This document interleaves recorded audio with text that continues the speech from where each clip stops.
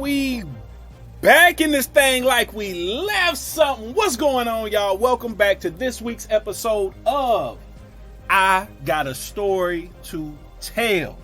Thank y'all for joining me for episode 22. We got 4 episodes left after today to complete the first season. 26 stories from my life that I've been able to share. So, thank y'all for riding with me this far. Like I said, we got 4 episodes left after today. After today and we get to episode 26, we'll be gone for about 6 weeks. And then after them 6 weeks, we'll be back with another 26. So that's half a year worth of stories from my life that I've been able to share with y'all. Now, y'all know how I do. Before we get started, before we get going any further, I always got to give somebody their flowers. This week, I'm giving flowers to my brother, my cousin, but he's still my brother. My cousin, Phil. Phil, I love you, boy. I love to see what you're doing. The businessman that you have become with Pride Charter Services. You've driven around some great people. Floyd Mayweather, any and everybody you can think of, Drew Hill, Moneybag Yo. I mean, any and everybody that y'all can think of, my cousin Phil's company, Pride Charter Services, have driven. You're doing your thing down there in ATL. You're doing your thing in Cincinnati. Keep going. Keep moving. I'm proud of you. I love you. And with that being said, y'all, it's that time. Oh, we got a story this week. Y'all got a story to tell. Let's go.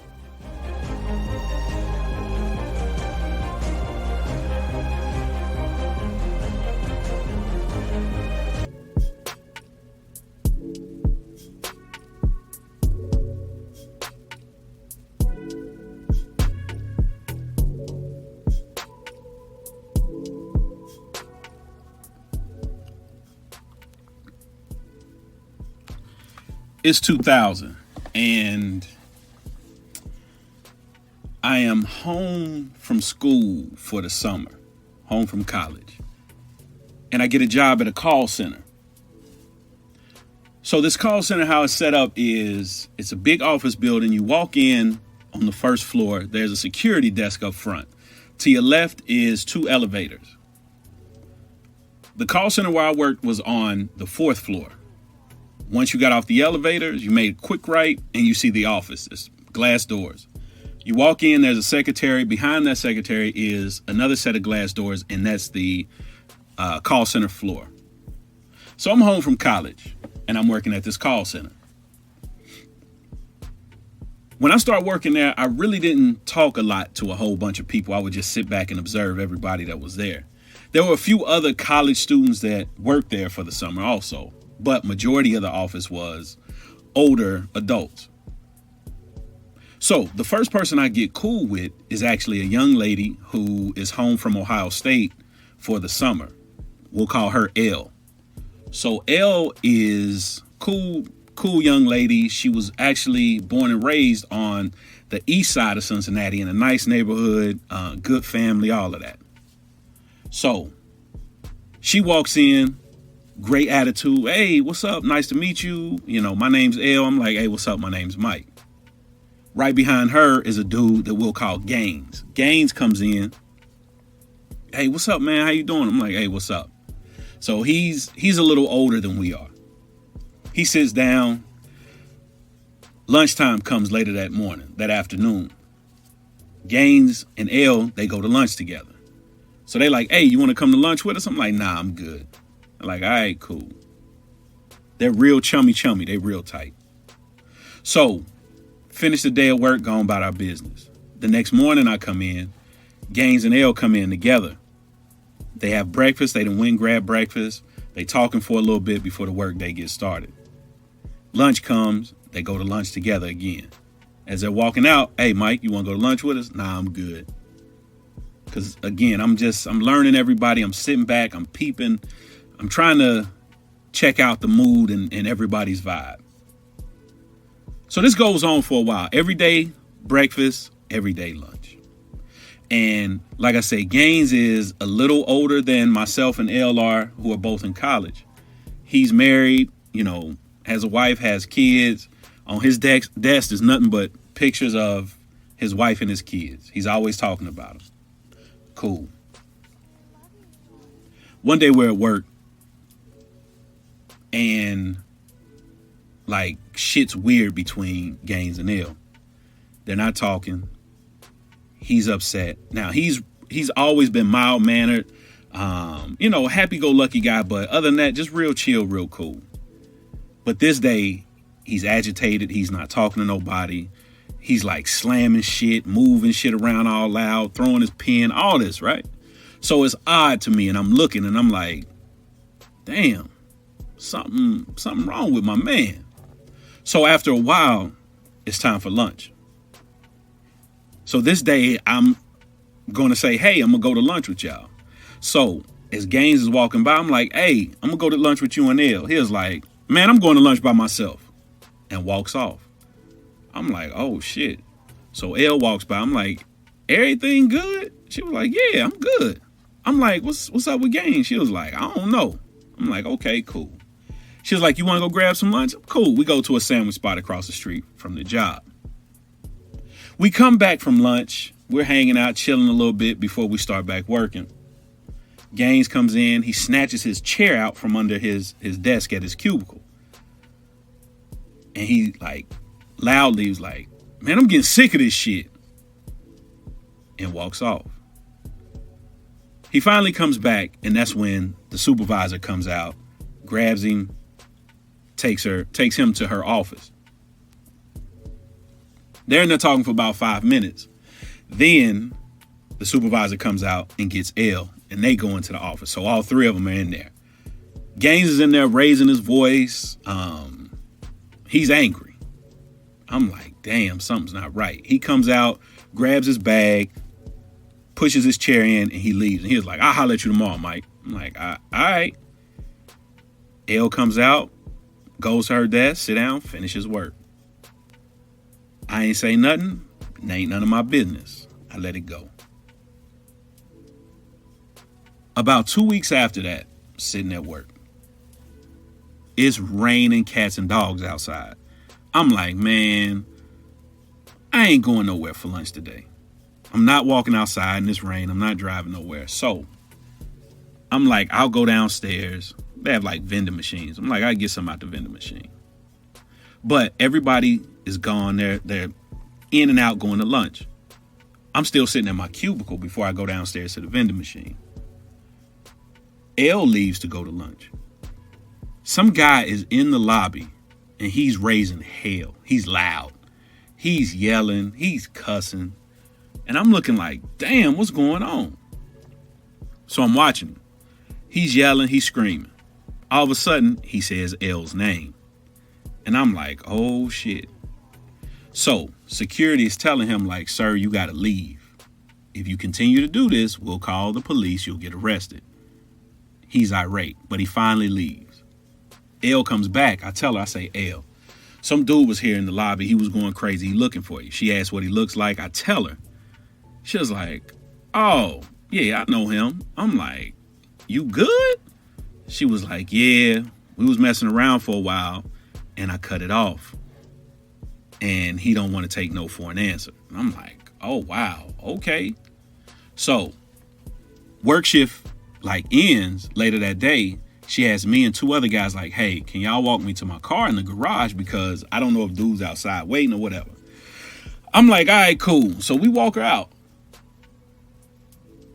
Couple weeks after that, we're at the job. Work day is coming to an end. It's a Friday. A bunch of people from work are going to a bar and they like, hey, we all going to a bar. Y'all should come kick it. And so L asked me like, hey, Mike, you want to come through? I'm like, I might. And she's like, nah, you should. Just come kick it. You don't ever hang out with us and all this. And I'm like, all right, cool. I'll come have a drink. So we go to a spot. Everybody's in there drinking, having a little bit. And we're having a good time. But I notice while we're in the bartender refuses to serve L. Again, I'm observing this shit. So I'm like, damn, something's off. I'm like, this nigga refuses to give her a drink, to the point that she's telling another guy that we worked with what she wants to drink, and he's ordering it for her. The bartender would sit in front of dude, and dude would slide it down the L. So I'm like, damn. So as we're leaving later on that night, everybody's going their own separate ways. I say, L, let me ask you something. She said, what's up? I said, why was old boy in the bar, the bartender, why was he acting like that? He wouldn't serve you. She was like, I used to mess with him back in the day, and he don't rock with me no more. I said, oh, okay, cool. So, it's coming to an end that summer. It's time to go back to school and all of that. Elle says, hey, we should all go kick it before, all the college students that work here, before we go back to school, go our own separate ways. Because while I was there, it was myself. She went to Ohio State. It was another Kappa who I was cool with that went to Tuskegee, but he was working there. Two guys from Cleveland State, or who went to Cleveland State, they worked there. And we had two guys from Kentucky State that went there. They went to Kentucky State that worked there, I should say. So it's like all the college cats, we should all get together, kick it, have a good time before we go our separate ways. So we like, I bet. So we go out to a bar. We're in there, we're having a great time. The night is coming to an end and everybody is hammered. We're all drunk. Now, for the summer, Elle was staying with her older sister. Her older sister had a house, and the basement in the house was like real nice, finished, all that, and Elle stayed in the basement while she was home from school. So her sister, who did a lot of traveling for her job, was not home. And Elle was like, hey, we all faded. We can walk to my sister's crib. Nobody got to drive. We can all stay there. Cool. So we all go. Get there, get to the basement. Everybody's still wanting to kick it a little more. Finally, everybody's like slowing down. I sit down on the couch. I put my head back on the back of the couch and I close my eyes and I'm asleep. I feel like I'm asleep for a long time. It's dark. It's pretty dark in the basement. But I hear moaning like somebody's getting it in. So my eyes are closed. I'm drunk and I'm like, man, I'm tripping. So I'm like, let me open my eyes. So I sit my head up and I open my eyes and I look around. I don't see anybody getting it in, but I can hear it. So I'm like, man, somebody's getting it in. So I just close my eyes and go back to sleep. The next morning, we're leaving. One of the dudes, as we're walking out the door, says, man, old girl got some flame. I'm like, huh? He like, man, I smashed last night. I'm like, oh shit, I thought that's what I heard. So he's like, man, this is that. He's really like talking about how fire it is. So I'm like, damn, okay, cool. Everybody ends up going back to school. New school year starting. That next fall, I happened to run into Elle at Ohio State during the spring at block party. Say what's up to her. We pass and hey, what's up? How you been? Yada, yada, yada, gone our separate ways. We exchanged phone numbers one weekend after that while I happened to run into her back home in Cincinnati. She was out kicking it. I was out kicking it. She was like, we got to stay in touch. Cool. That next summer, I'm at the crib. I'm in Cincinnati. I'm chilling. Elle calls. Elle says, hey, what's up? What you been up to? Nothing, chilling. Me and some of my girls are going out. You should come hang out. I'm like, nah, I'm cool. I ain't doing much tonight. All right, cool. That next day she calls, hey, me and my girls getting together again. We're going up to Mount Adams. Mount Adams is an area near downtown Cincinnati. It's like, it's a nice, cool spot. They got a couple bars and shit like that. So she says, we're going up to Mount Adams. You should come through. I'm like, all right, I'll come through. I link up with them, hang out for a little bit. I go on about my business. I dip out. Later on that night, Elle calls me. She says, hey, what made you leave so early? I'm like, man, I just really wasn't feeling it. It was cool. Y'all were cool, but I'm just ready to dip out. She says, all right, that's what's up. About a week passes. I'm in the natty. She's in the natty. She calls me. She says, hey, me and some of my people are going bowling. We should link up. I say, okay, cool. Where y'all going? Now, she used to go, like when her and her people would go kick it, they would go to Madison Bowl near Madisonville. But she was like, we're going to Brentwood Bowl. So I'm like, all right, cool. I'll meet you over there. We go to Brentwood Bowl. I meet her, all her girls over there. They kicking it. She had another friend who was a bartender at the bar at Brentwood Bowl. So her friend is feeding us drinks all night. Her and I get done drinking.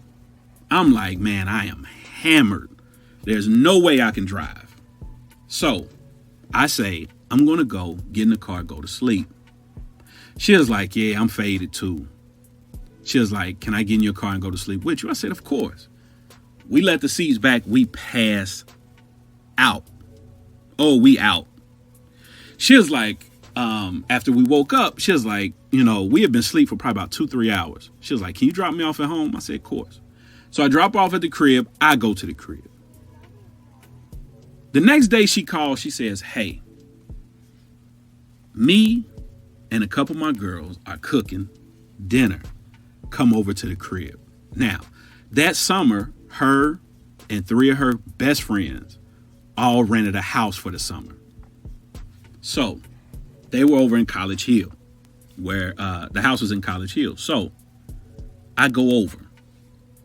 I'm chilling. They're drinking, smoking joints, rolling up joints, talking, laughing, having a good time. They playing music, whole bunch of neo soul shit, right? So it's a good time, good vibe, everything is cool. Shit starts getting late. She says, hey, come up to my room with me real quick. So we go upstairs to her room. She has this big red chair underneath the window. So I sit down in the chair. I lean back in the chair. She has a joint in her hand. She says, you want to hit it? I'm like, nah, I'm good. I've never been a big weed smoker. So I'm like, nah, I'm good. She's like, you sure? I'm like, yeah, I'm good.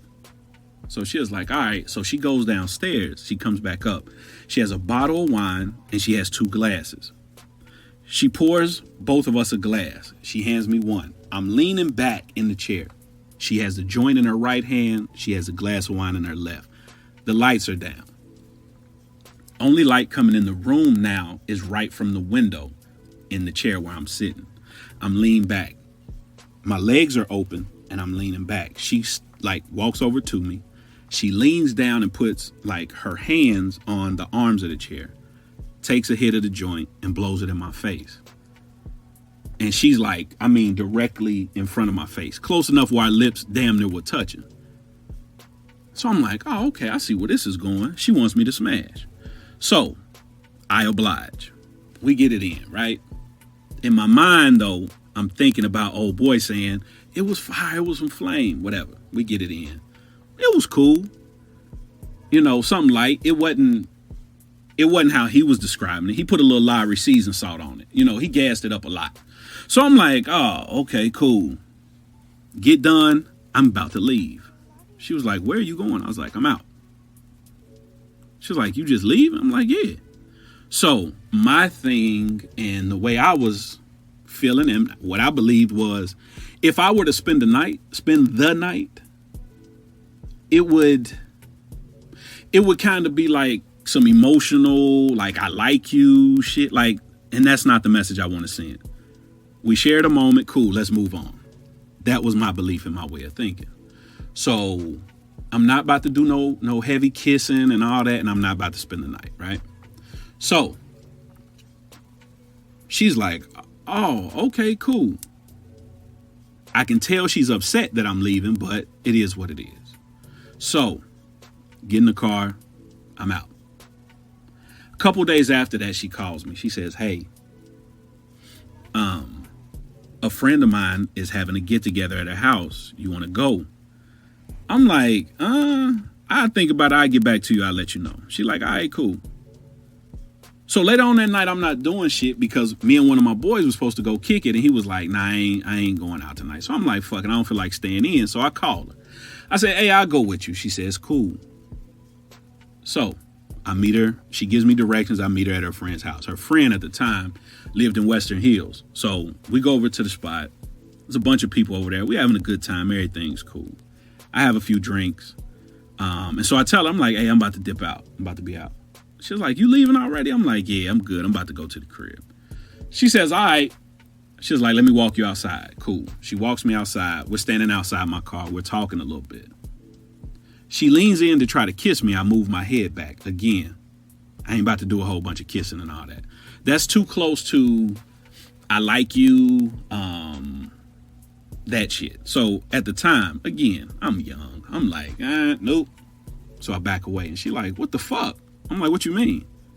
She's like, I was just trying to give you a kiss. I was like, I don't do all that. She was like, oh, okay, cool. So I see she's upset. She walks away. I go on about my business. Later on that night, she calls me. She says, hey, me and my girls are about to go downtown to kick it. Cool. She says, you want to meet us down there? I'm like, nah, I'm good. I'm in for the night. Cool. I get a call later on that night. It's late. She sounds faded. Oh, she's hammered. She hits me up. Hey, can you come pick me up? I'm downtown. My girl has my keys in her purse. She's gone. The other one, she left with her dude. I'm down here by myself. I have no ride. Cool. I'm not going to leave her stranded.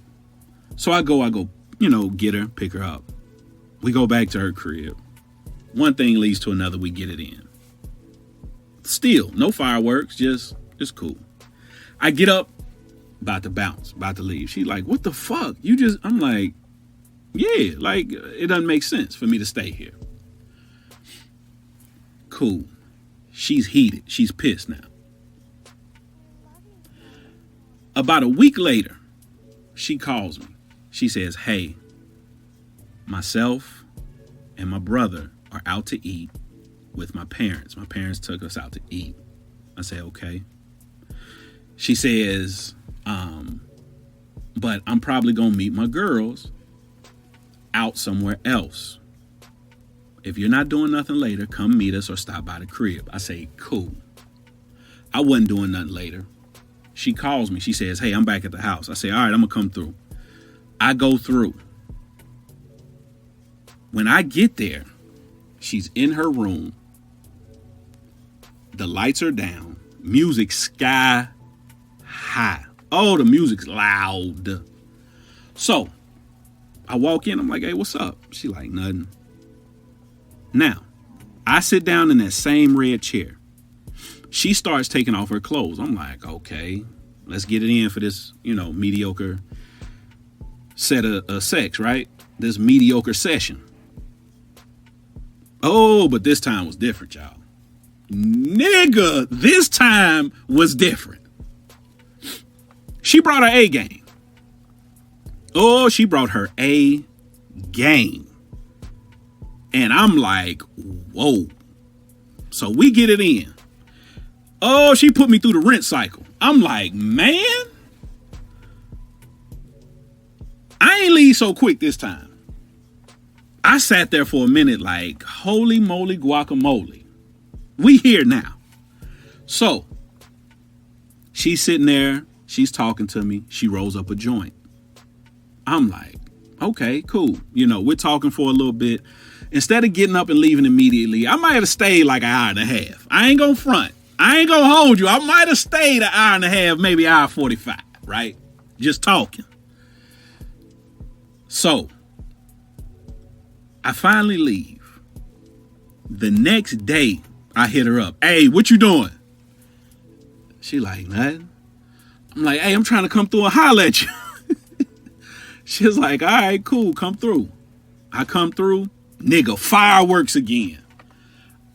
I'm left scratching my head like, nigga, where did she pull this from? Like, where did she get the fairy dust from, right? You feel me? Because it got fairy dust in there. So I'm like, man, listen. So, again, I ain't leave quick. I might have stayed about a 2-piece this time.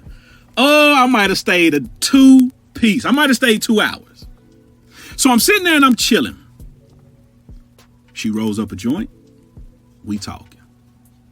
Good conversation. Everything is cool. As I'm sitting there, I hear somebody on her street. Oh, they got some music and that shit loud. That shit wanging. Y'all know how niggas got like big speakers in the trunk and that shit sound like a nigga gargling nickels, like, you know, like it's that rattling shit, right? Whoever this is riding up and down, up and down, up and down the street. I'm like, why don't this nigga turn that shit down and go somewhere? So finally it stops. So I finally, after her and I have a few more minutes of conversation, I'm about to bounce. As I'm leaving and pulling off the street, I see the car coming back in the music. I'm like, shit. I get home, about an hour later, she calls me. She's like, you ain't gonna believe this shit. I'm like, what's up? She's like, this dude I used to mess with, he came to my crib with a whole bunch of loud shit, beating on the door and all that. I'm like, word? She was like, yeah. Only reason the nigga stopped because my neighbors heard his loud ass music. So it hit me then. I said, oh, that was old boy. So I'm like, okay, cool. Now, shit is starting to line up and make sense in my head. But I'm going to keep going with the story. So, about a week after that, I'm chilling at the crib. She calls me. She says, hey, I want you to come through. I'm like, I bet. So from where I stayed to where she stayed at the time was probably about 25, 30 minutes.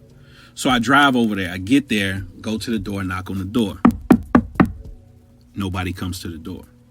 I knock again. Nobody comes to the door. I'm like, what the fuck?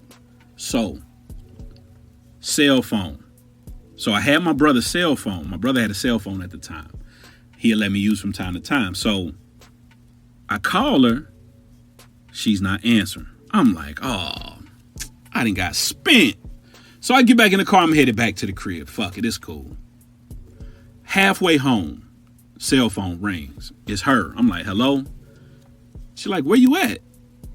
I'm like, Slim, I was just there knocking on the door. I called you, I ain't getting no answer.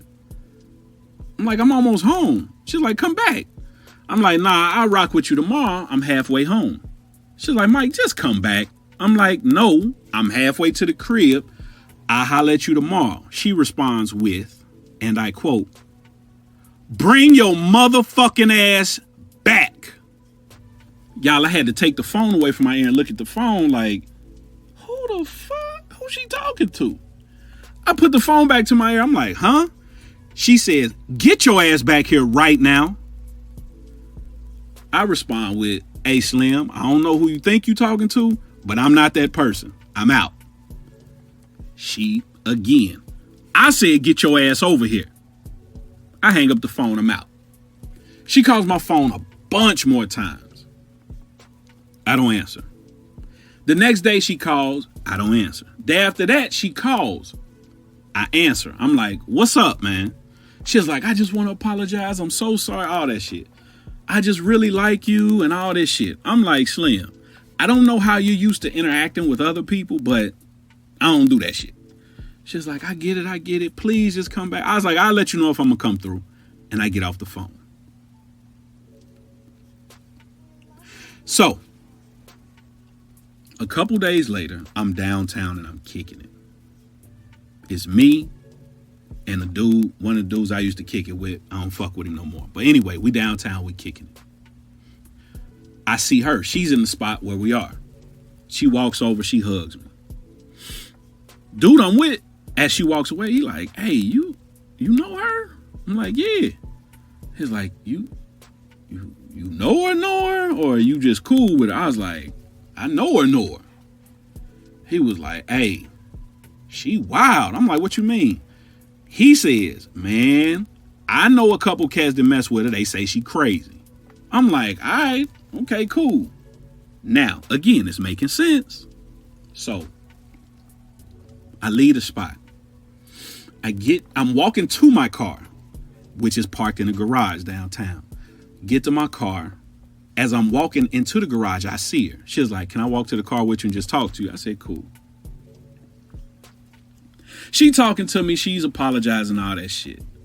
I really miss you, all this, all that. Cool, I get it. We ended up getting it in the car. Fantastic situation, right? She gone about her business. The next day she calls me. She says, hey, let's hang out. I said, I can't today. I got some other shit going on. It turns into, you ain't got time for me? You some bullshit. We just was getting it in the car. All this shit. I knew right there. I said, I got to quit fucking with you. So I told her then, I said, hey, you know what? Lose my number. That's it. I'm done fucking with you. You ain't done fucking with me till I tell you done fucking with me. I said, okay, I got you. Okay.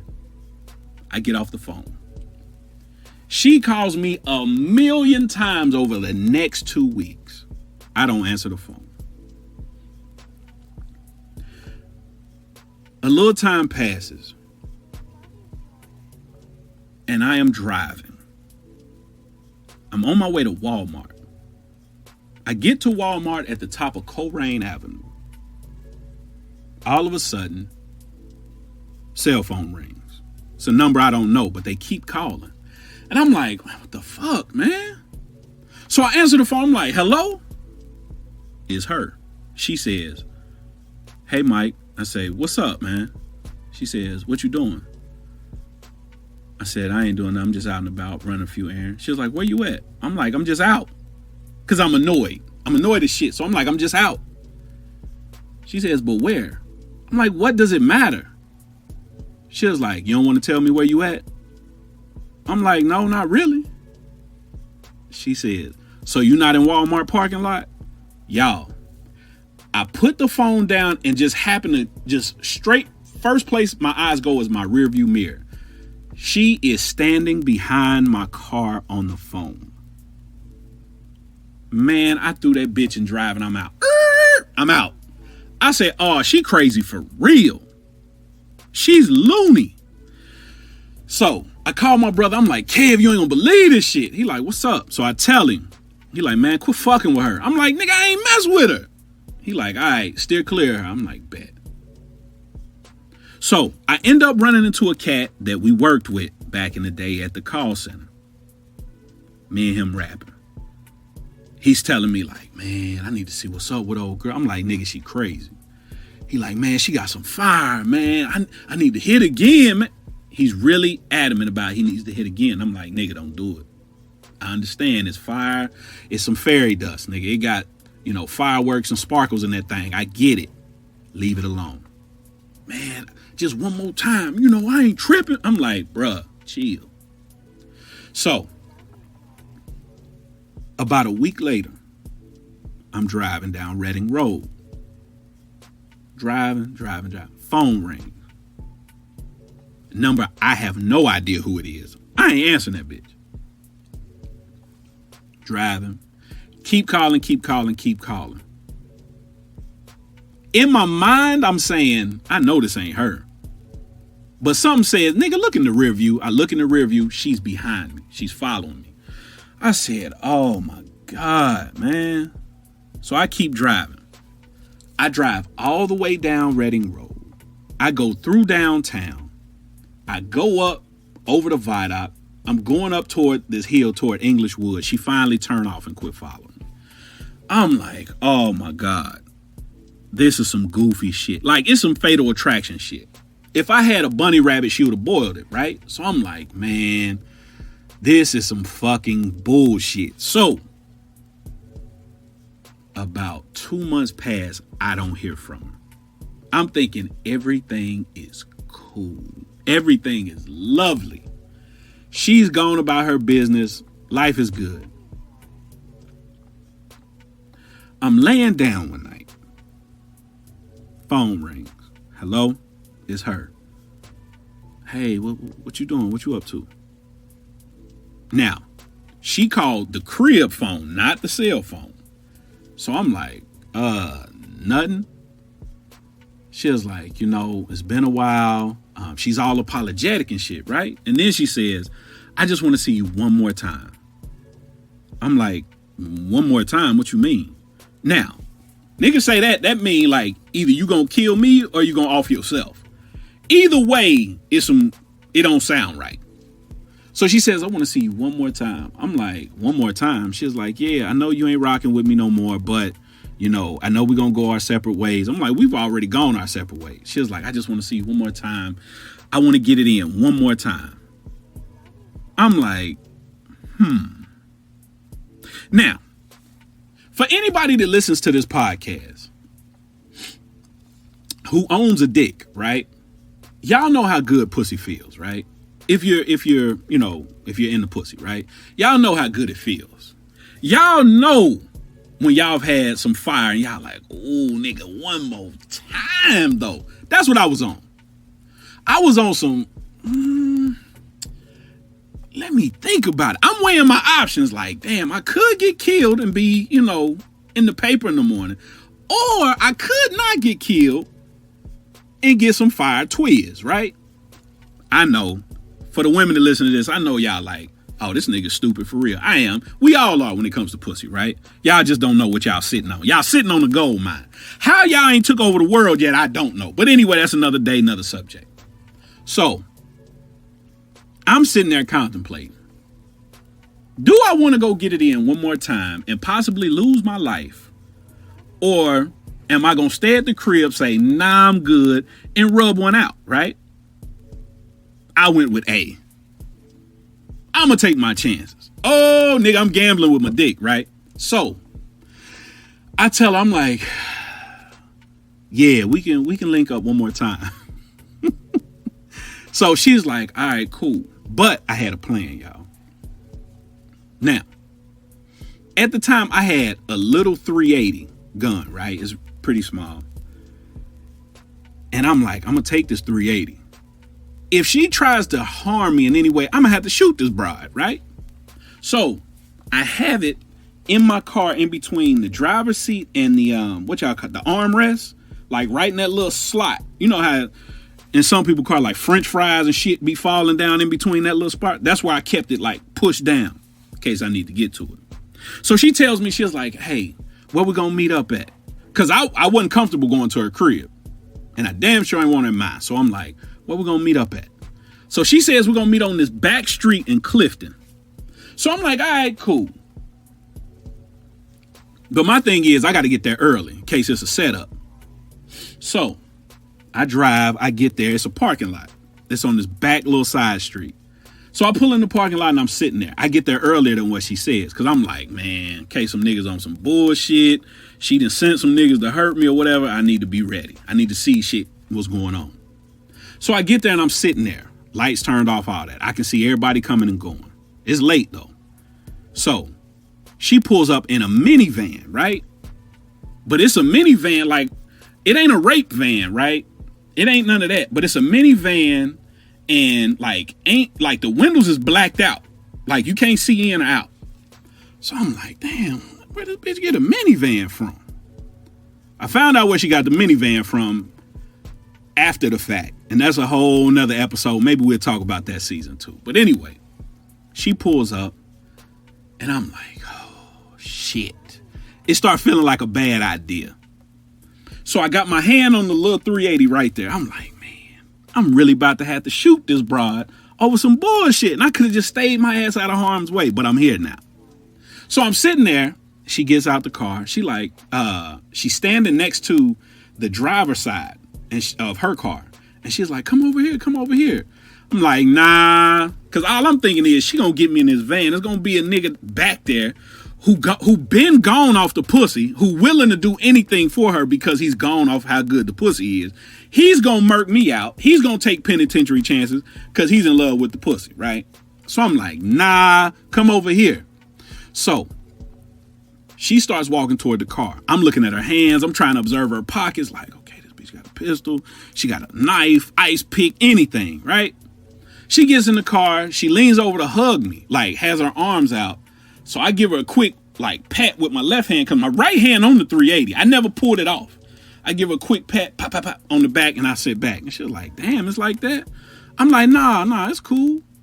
We talking for about 5 minutes. The whole time I'm trying to concentrate on her sitting to my right and the minivan in case a nigga hop out. So I'm like, let me watch this motherfucker.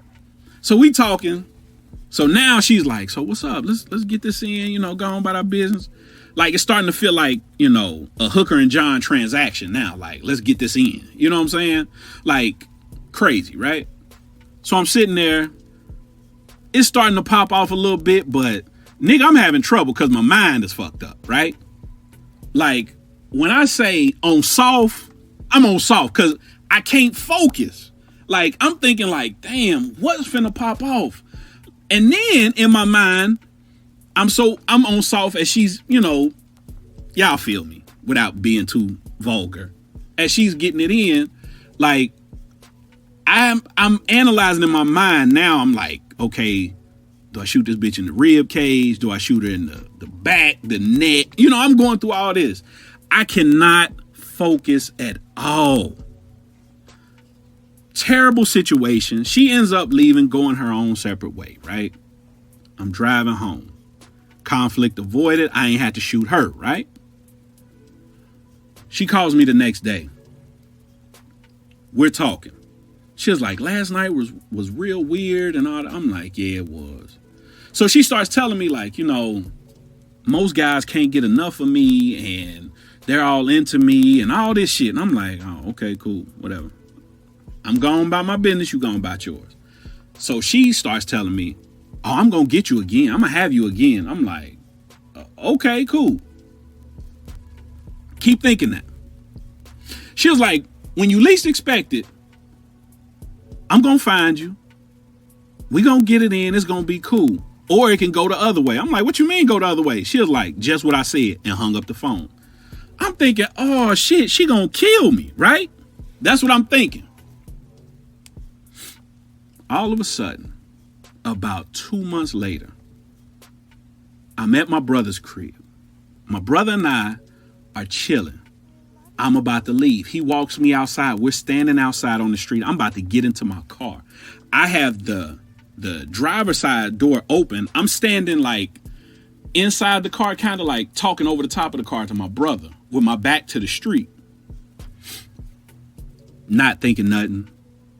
Old girl rolls up. She has a nigga in the car with her. He has the seat. He's in the passenger seat. He's leaned all the way back. The car stops right next to me. Old boy sits up and looks dead at me. She stops, turns, looks me in my eye. And I mean with the craziest look, and says, "Hey, Michael." And she rolled off.